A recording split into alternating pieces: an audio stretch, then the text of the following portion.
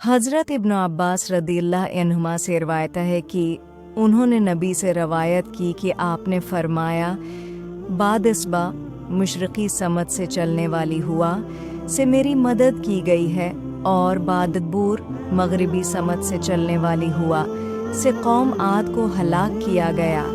बाद सबा क्या है मशरक़ से चलने वाली खुशबूदार और शफ़ा से भरपूर हुआ।